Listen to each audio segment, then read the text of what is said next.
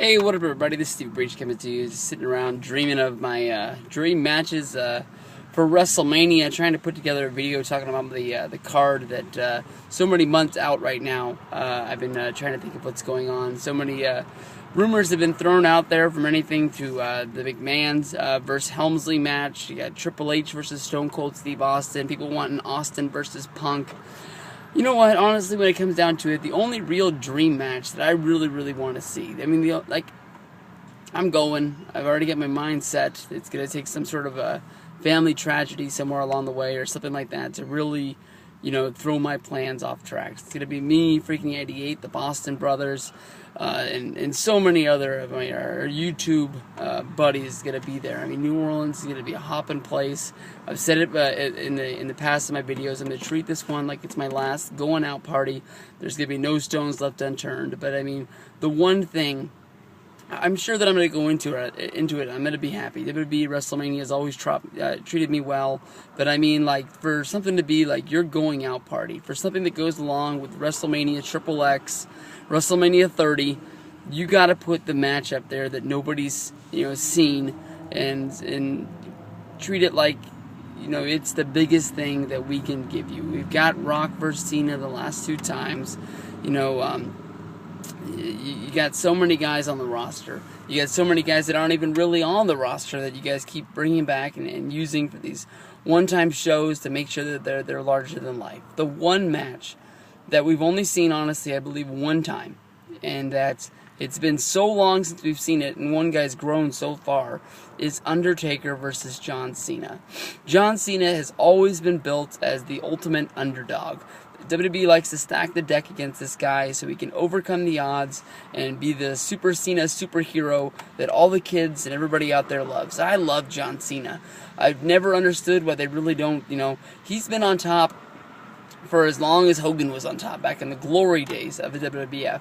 He's got a good 8-year run minus some injury time where he has been the guy on Monday Night Raw, the A show, showing everybody that he is either the WWE champion or the World Heavyweight champion. He is WWE. He's on every backpack, every belt loop, every T-shirt, that they sell. There's no merchandise out there, that has a group of guys on there without John Cena on it. You can't go into a Kmart or a Target, a Walmart, anything like that, and not find a John Cena figure. They make sure that those shelves are stocked because he's the one that everybody's got to want.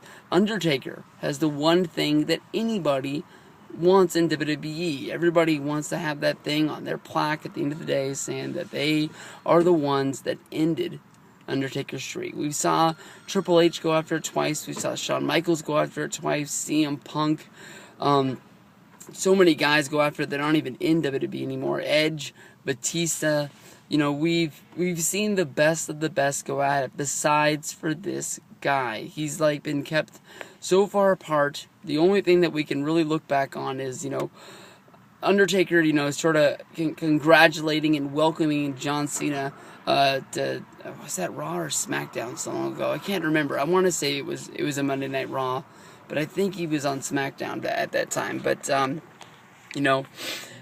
Cena came out, had his debut match against Kurt Angle.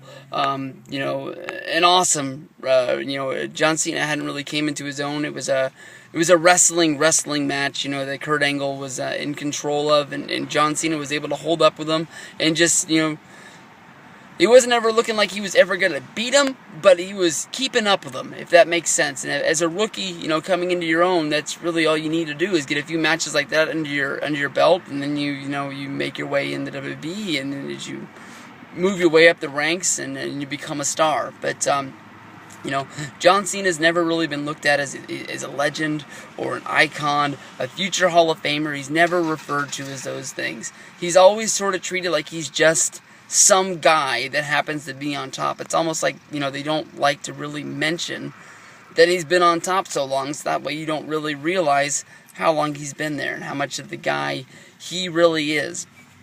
To me, it doesn't make sense why John Cena hasn't approached this challenge yet. He's been the guy so long, why he hasn't done it. If anybody in WWE has a chance to beat this streak, it's gonna be Cena. I mean, Punk went out there and he gave us a hell of a match last year. You can debate whether if the build-up was good or if it was bad. Some people didn't like it, but I guarantee it, at the end of the day, even with, Paul Bearer's dead ashes spread over on the stage on Monday Night Raw, guaranteed, not one person that was gonna order WrestleMania didn't order Mania because of that. People might have didn't order WrestleMania, but at the end of the day, they weren't gonna order Mania anyways. But I never thought that CM Punk honestly had a shot to beat him. I thought that Punk would get a good match out of him, but there's no way in the world that we're seeing the guys like Triple H, Shawn Michaels, Edge, Batista go after this and not be able to get it, that he's gonna just come up empty. Like, it makes no sense. And Cena's not a kind of guy that you can look at as like a guaranteed win. People might say it, but I mean, like, I think when it comes down to it, I think that it's better for business that somebody ends this streak.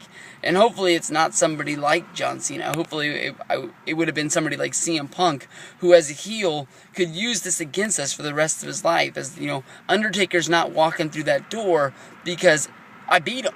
He's not going to come out and he's not going to save you because I beat him. He's embarrassed and he's not coming back to WWE. He's retired because I took his streak from him, and that was the one thing that kept Taker motivated to come back year after year, and that's the only reason why he was showing up for only these shows and nothing else. Obviously, you could go in other directions and not use him. I mean, for some reason, you had the triple power bomb from the Shield. I don't see really a 3-on-1 match, but my dream would be a gauntlet match where you could get Undertaker to defeat all 3 members of the Shield in all singles matches, and then somehow you can magically Goldberg his record up to 24-0 to put him into going to WrestleMania 31 if he's able to do that, and then he can finish off with that round number of 25-0. But, man, oh man, I could just dream up so many ways. You could have, Cena humbly go to Taker and call him out and say he wants this match.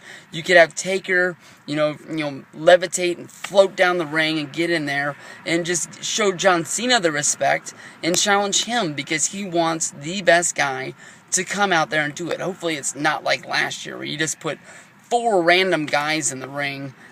Sheamus, CM Punk, Randy Orton, and somebody else that doesn't matter at the end of the day, and say, give us our number 1 contender out of this match. That was stupid.